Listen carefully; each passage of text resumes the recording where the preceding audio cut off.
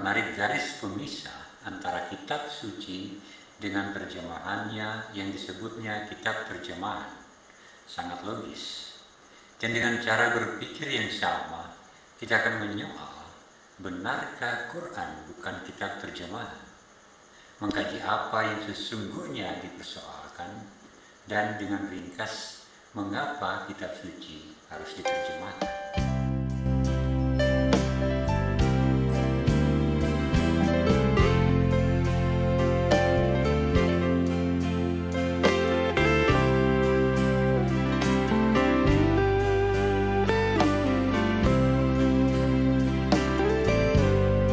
Tentang kitab terjemahan itu bukan kitab suci, umat terjemahan, bani terjemahan, dikemukakan berulang kali dalam sejumlah presentasi berbeda.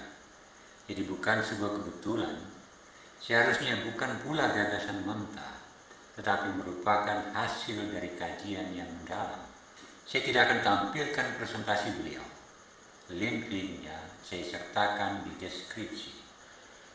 Cara berpikirnya sederhana dan sangat logis. Sebuah kitab suci A dalam bahasa X diterjemahkan ke dalam bahasa Y dan dibukukan menjadi kitab B. Maka tentu saja B bukan A. Kitab B adalah terjemahan kitab A, bukan kitab suci A. Yang ingin dikatakan sesungguhnya, dalam penerjemahan bisa terjadi penambahan dan pengurangan teks. Contohnya, penambahan nama Kenan dalam perikope keturunan Sem dalam Septuaginta, namun tidak ditemukan dalam sumber asli berbahasa Ibrani Tanakh. Bisa juga terjadi penafsiran yang salah. Misalnya, dari teks berbahasa Arab yang tidak mengenal pijat tense, mendapat bentuk pijat tense dalam terjemahan bahasa Itali, lalu diindonesiakan oleh Menachem Ali, seolah bahasa Arab memang memiliki future tense. Kalau terjemahan itu diperlakukan sebagai yang asli, perubahan-perubahan itu permanen adanya. Perubahan teks juga sangat dimungkinkan dalam penyalinan.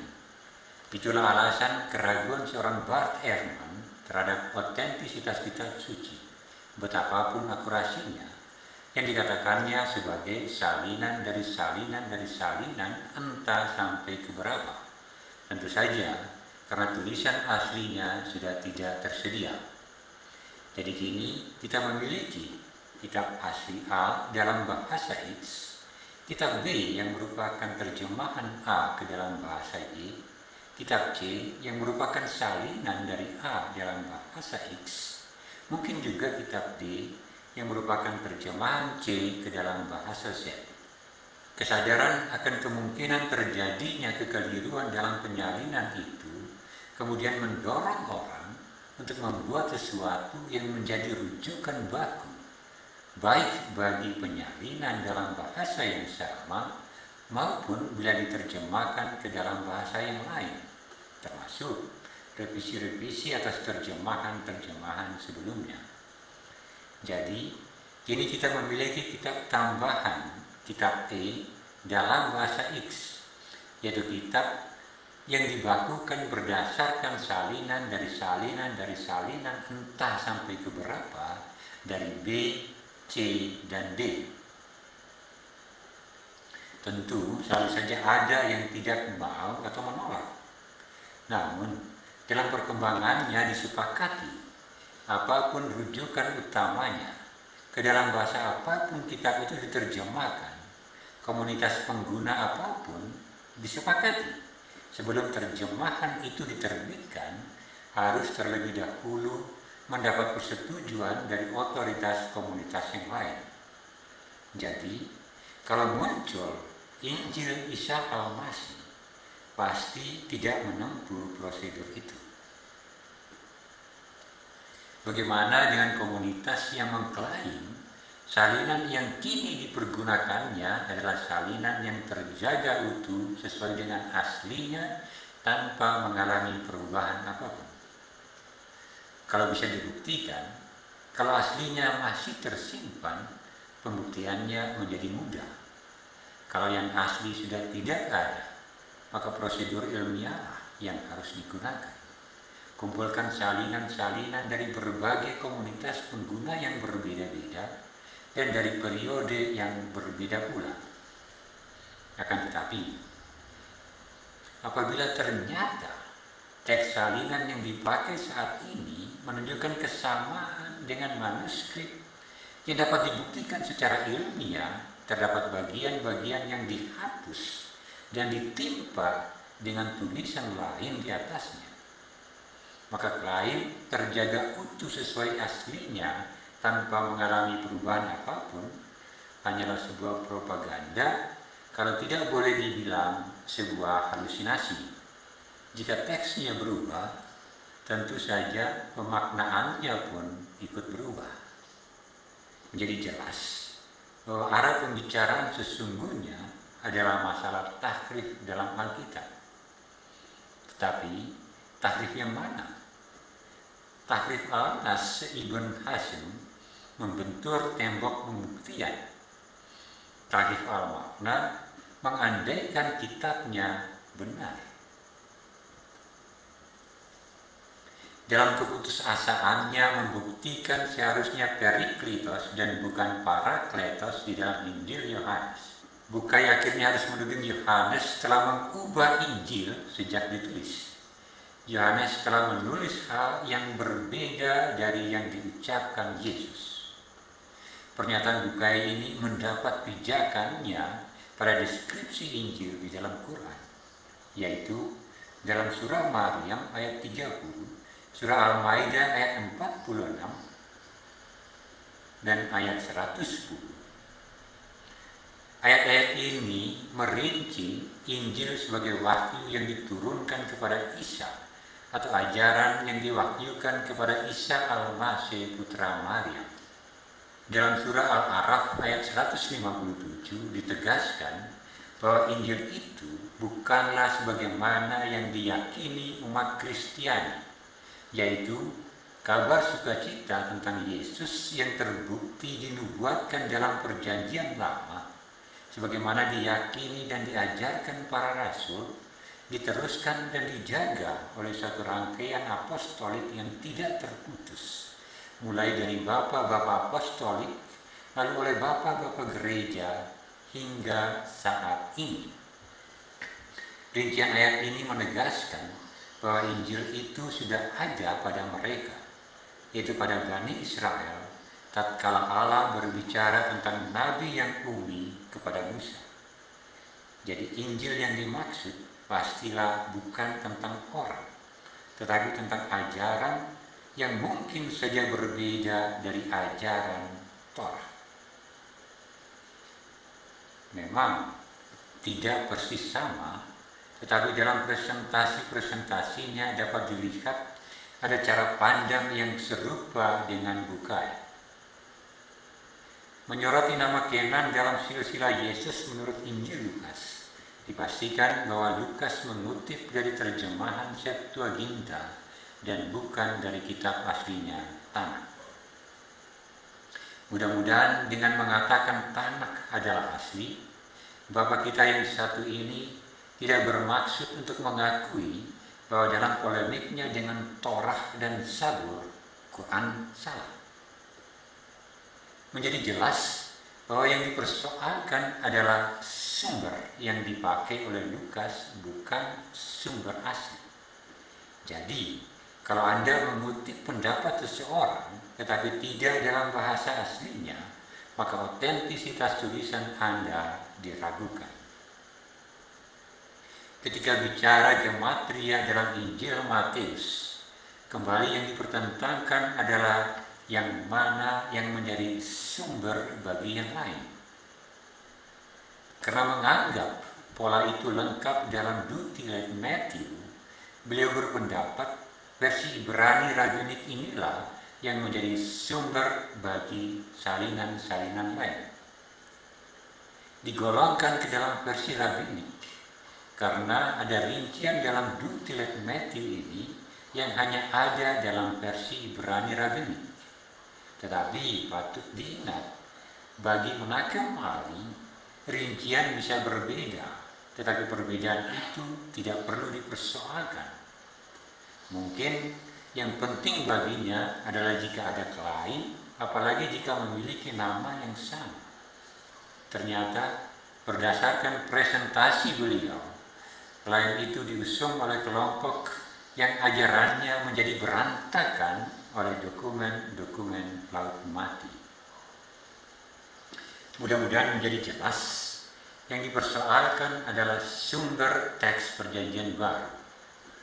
Dengan mendukung klaim versi polemik rabbinik Dutilat Matthew sebagai sumber yang asli, beliau setidaknya yakin bahwa baik tahrif al-nas maupun tahrif al-makna sebagaimana diungkap sejumlah ayat Quran dapat diterapkan untuk membuktikan bahwa kritikan-kritikan Quran memang memiliki dasar nyata dan tidak salah alamat.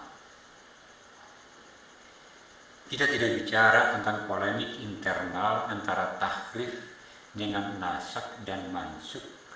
Yang kita cermati adalah tahrif yang dialamatkan kepada Alkitab. Anggapan ada tahrif dalam Alkitab didasarkan pada surah Al-Baqarah ayat 75, surat An-Nisa ayat 46, surah Al-Maidah ayat 13 dan ayat 41. Dua ayat berikut ini biasanya digunakan untuk menunjukkan ada perubahan makna dalam pengajaran ahli kitab, yaitu surah Al-Baqarah ayat 79, surah Ali Imran ayat 78. Dan ayat-ayat berikut menegaskan klaim Quran tentang perannya terhadap kitab-kitab terdahulu.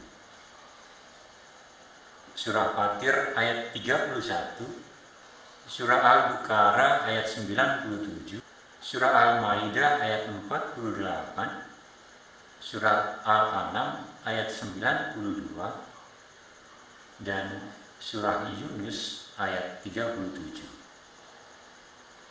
Upaya beliau ini harus kita hargai, namun perlu diingatkan agar kesalahan sejarah yang sama tidak terulang kembali, seperti misalnya polemik yang dipicu oleh Injil Barnabas, atau ketika ajaran Koleridianisme dikira keyakinan sesungguhnya umat Kristiani, dan kemudian membuat kritik dan bahkan mungkin juga membangun pandangan sendiri berdasarkan ajaran yang salah itu.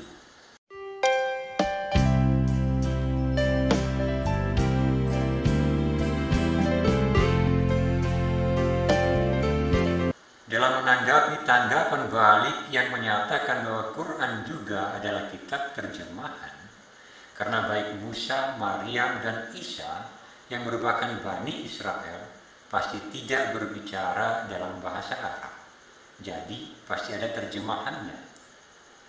Beliau sepakat bahwa ada terjemahan di dalam Quran, tetapi terjemahan itu dilakukan oleh Allah sendiri sebelum wahyu diturunkan. Oleh karena Allah sendiri yang melakukan itu, maka Quran tidak bisa digolongkan sebagai kitab terjemahan. Tampaknya beliau yakin bahwa jawaban itu menutup kemungkinan timbulnya tanggapan baru. Sayangnya, beliau lupa kalau Al-Harits bin Hisham pernah menanyakan bagaimana cara wahyu diturunkan, sebagaimana dikisahkan oleh Al-Bukhari dalam hadits nomor 2. Jawaban yang diterima Al-Harits bin Hisham, wahyu itu diterima bisa seperti suara gemerincing lonceng dan secara langsung disampaikan malaikat yang datang dalam rupa seorang laki-laki. Scholar seperti Nasir Hamid Abu Said diantaranya mengajak kita untuk berpikir bagaimana cara wahyu yang diterima dalam beberapa bentuk itu berubah menjadi teks. Menurut beliau, penerima wahyu itu adalah penerima yang aktif, yang mengolah tansil dengan kemampuan intelektual dan linguistiknya menjadi takwil. Mengikuti nasihat Hamid Abu Said, kemungkinan salah penafsiran dan dengan sendirinya teks yang dihasilkan sangat-sangat terbuka. Kemungkinan salah itu tidak bisa dinafikan. Dari sini, apakah boleh kita katakan cara bagaimana wahyu dalam bentuk suara gemerincing lonceng misalnya diubah menjadi teks sebagai penerjemahan dan hasilnya sebagai terjemahan? Kita juga bisa merefleksikan lebih jauh, misalnya tentang sumber kisah yang mana yang dipakai Allah dalam terjemahan-terjemahannya. Lalu, mengapa Allah menggunakan sumber yang satu dan bukan sumber yang lain? Ya, karena kisah-kisah yang diterjemahkan Allah itu sudah ada dalam bentuk tulisan sebelum Allah menurunkan wahyu-wahyunya. Dan ada yang lebih dari satu versi, bahkan saling bertentangan. Di ruang studi tentunya, kisah tentang beberapa pendapat Khalifah Umar bin Khattab yang dipercaya sebagai faktor kronologi turunnya beberapa ayat Quran tentunya akan menimbulkan pertanyaan tentang kemungkinan peran yang sama dari lain orang. Apalagi konon jumlah hadis yang dibukukan Al-Bukhari dalam karya monumentalnya tidak lebih dari 3% dari total hadis yang mampu dikumpulkannya. Lalu, mengapa kitab suci harus diterjemahkan? Keberadaan Septuaginta menunjukkan bahwa beberapa abad sebelum Masehi telah tumbuh kesadaran bahwa tidak mungkin bagi Bani Adam untuk menyembah Allah yang tidak ia kenal. Berabad sebelum Masehi, manusia sudah menyadari bahwa tidak mungkin baginya untuk percaya dan meyakini ajaran yang tidak ia pahami dan tidak bisa ia teliti kebenarannya. Adalah kenyataan bahwa Septuaginta tidak saja digunakan oleh bangsa-bangsa bukan Yahudi, tetapi juga digunakan oleh orang-orang Yahudi yang tinggal di luar Israel yang mungkin sudah tidak fasih lagi berbahasa Ibrani. Dan kitab itu pasti akan mereka bawa serta ketika mereka beribadah di Bait Allah di Yerusalem. Bagaimana mungkin orang dari bangsa-bangsa lain dapat memahami lalu memeluk Yudaisme, apalagi sampai menanggalkan kepercayaan lamanya kalau mereka tidak tahu dan paham ajaran Yudaisme, kalau mereka tidak bisa teliti untuk diperbandingkan dengan ajaran nenek moyangnya sendiri. Tidak cukup hanya dengan klaim bahwa Yudaisme menyembah Allah yang benar, sedangkan bangsa lain tidak atau menyembah berhala. Sebab Allah itu bukan saja Allah Abraham, tetapi juga Allah yang sama yang mendengar keluh kesah bangsa lain terhadap Sodom dan Gomora. Kalau kepercayaan leluhur itu tidak dibukukan, tidak berarti bahwa kepercayaan yang diwariskan secara lisan dari generasi ke generasi itu bukan wahyu Allah. Kalau tidak dibukukan menjadi sebuah kitab suci, tidak bisa direduksi hanya sebagai kearifan lokal. Allah menganugerahkan kita satu tolak ukur yang sama untuk menilai berbagai kepercayaan leluhur dan agama-agama manusia, yaitu firman-Nya yang diturunkan tertulis kepada umat manusia melalui Musa dan bangsa Israel. Kalau ada yang bertentangan, pasti ajaran itu bukan dari Allah yang sama. Kalau mereka membawa persembahan dan membuat seremoni di satu tempat, di gunung misalnya, bukankah bangsa Israel dan bangsa Samaria melakukan hal yang sama? Oleh karena itu, ajaran leluhurlah yang seharusnya menjadi kerangka untuk menilai ajaran dari luar dan bukan sebaliknya. Orang harus menemukan bahwa Allah yang diwartakan oleh ajaran dari luar itu sama dengan Allah yang diimani sejak zaman leluhur. Orang harus menemukan bahwa ajaran dari luar itu sama dengan ajaran leluhurnya. Bahkan ajaran asing itu bisa menjelaskan apa yang samar-samar di dalam apa yang oleh orang-orang modern kini disebut sebagai mitos, legenda, dan sebagainya.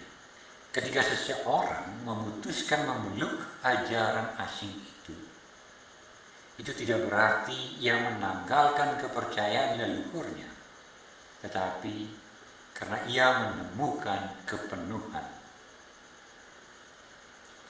Allah dikenali bukan dari seabrek klaim dengan predikat maha. Allah dikenali dari ajaran dan tindakannya. Apakah ajarannya mencerminkan seabrek klaim maha itu, atau malah sebaliknya bertentangan? Sebagai pencipta yang maha rahim, Allah pasti mewahyukan diri kepada semua bangsa agar kelak berbahagia bersamanya. Nama sudah pasti berbeda-beda. Kalau rinciannya juga bukan cuma berbeda tetapi bahkan bertentangan, itu tidak berarti bahwa kepercayaan leluhur adalah takyul. Kalau tidak dikenal siapa nabi atau rasul di dalam ajaran leluhur, karena memang demikian adanya ajaran itu, untuk tidak mengkultuskan siapapun.